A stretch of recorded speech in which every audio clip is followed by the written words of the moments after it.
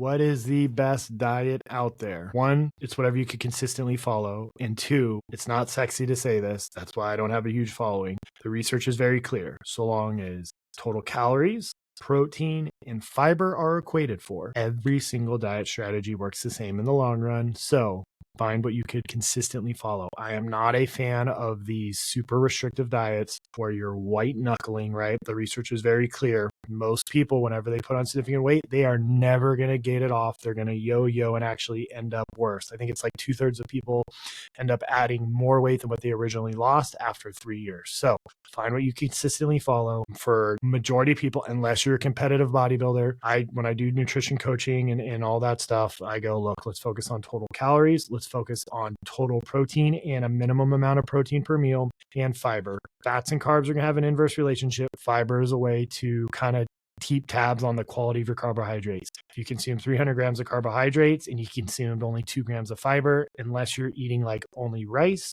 that means you ate a bunch of simple bullshit. So total calories, total protein with a minimum amount per meal, which for me is 30 grams. We did a super deep dive with the rehab professionals and why that is, and then fiber, right? So you do those 3 things, fats and carbs, inverse relationship. What do you like? Most people will be able to kind of play it like the equalizer with fats and carbs. Some people though will need to be a lot more consistent with the same type of breakdown, but I'm not going to stress out for the average person. Majority of the people I do nutrition coaching through my office, they're not competitive bodybuilders, which might be surprising, but that's typically not who I'm doing work with anymore. It's Gen Pop. It's people wanting to get fit. It's people with autoimmune issues, right? Which is really complicated. But again, total calories, total protein, total fiber. What can you consistently follow, right?